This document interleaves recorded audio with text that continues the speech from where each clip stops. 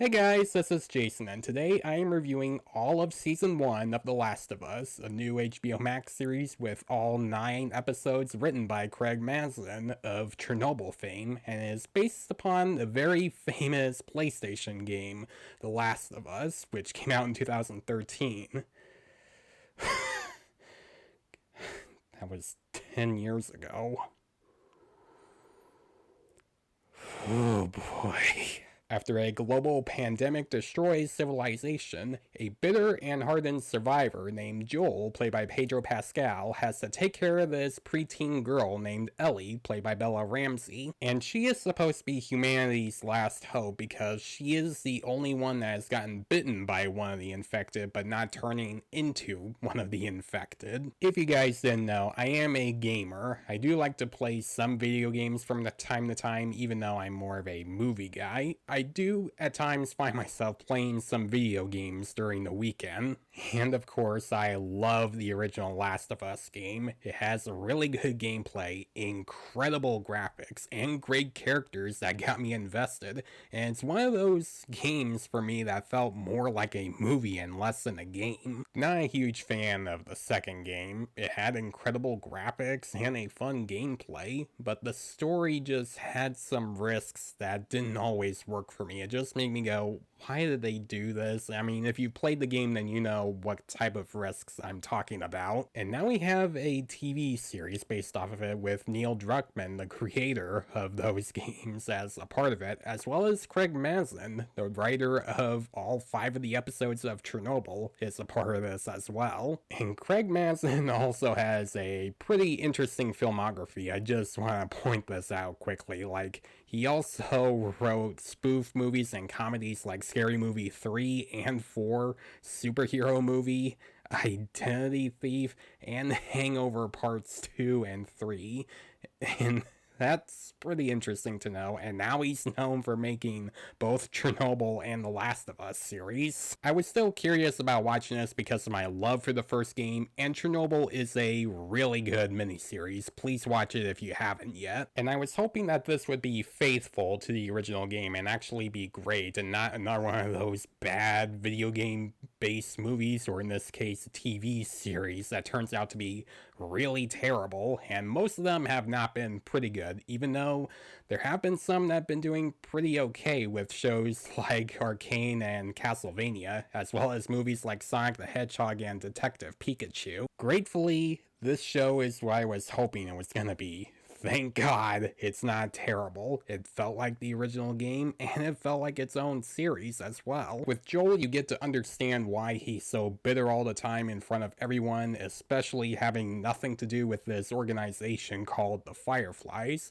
Once you learn more about his backstory in the first episode, it does get you to sympathize for him and get you to understand why he's like this. I mean, I know if you've played the first game, then you already know, but if you haven't, then you're coming into this show with an open mind. And you also get to care about characters like Ellie. She does start out as a pain in the butt to Joel, like she is in the game, and she is very sympathetic, like she also was in the game, and you understand where she's coming from. And she's also the very fun kind of pain in the butt, where she pops jokes every once in a while and makes little fun insults with Joel throughout the series, especially trying to make him laugh with a book of dad jokes that make her laugh. And since I've already mentioned Joel and Ellie, I might as well say both Pedro Pascal and Bella Ramsay are fantastic together. They have really good chemistry, and they felt like the Joel and Ellie from the game. The way Pascal acts and the way he talks made me think that that's Joel from the games. He felt like the character while also making the character feel like his own, which I'll talk a little bit more about that later. And Bella Ramsay made Ellie feel like her own character, and she felt like Ellie from the games as well. Like every time she would pop a joke or make a curse word, I'm like, yep, that's Ellie alright. And back to Pascal and Ramsay's performances feeling more genuine, is that in behind the scenes, they were told not to play any of the video games at all because they wanted the characters to feel more genuine and real.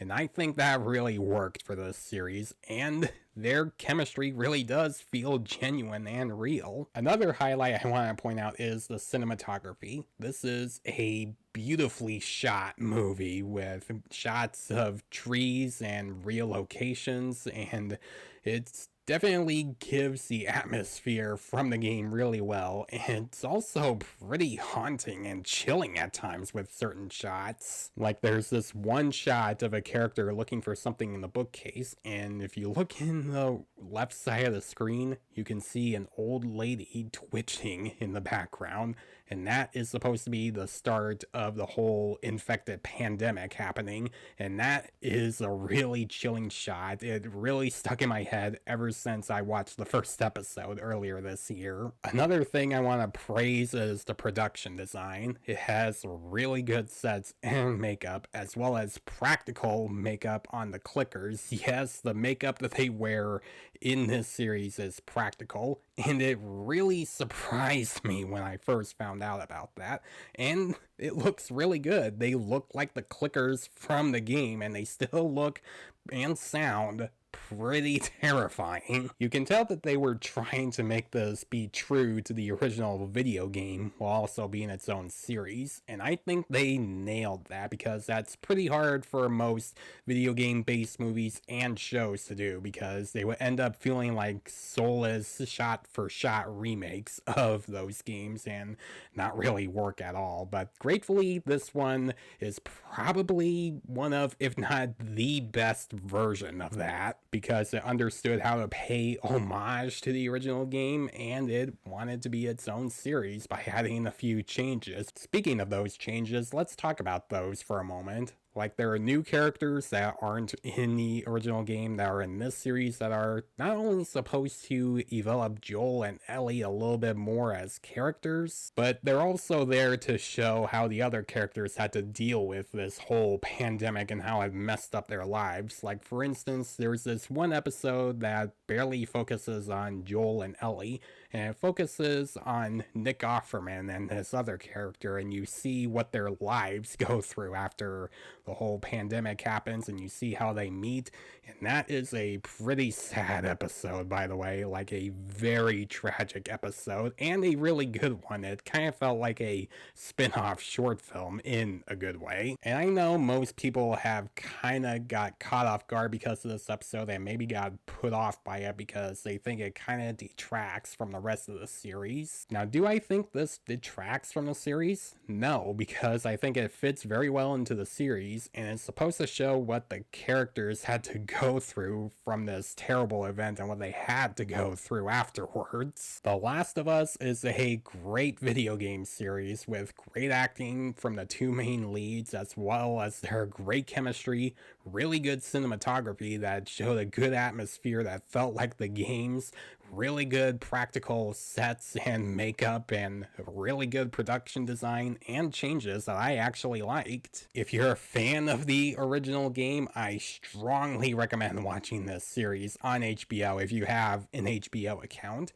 In fact, I even recommend this to people that haven't played the game before, and that's kind of a big deal. I'm going to give The Last of Us Season 1 an A. It's definitely worth watching if you're a Last of Us fan, and I'm very curious to see how they'll do Season 2. Like, are they going to try to make Season 2 their own thing with a few changes, or are they actually going to make Season 2 be The Last of Us Part 2 video game and have some of the same stuff from that game and into this series? And if they do that, it's going to be pretty controversial if they keep like those certain risks from the game, and if you've played the second game, then you know which ones I'm talking about, so we'll see what happens. Guys, thank you so much for watching this video. I know this review is a little late, but I just want to wait until the final episode of the season airs, and then I would review the entire season instead of just reviewing one separate episode each week because I still wanted to try to just review the whole season instead.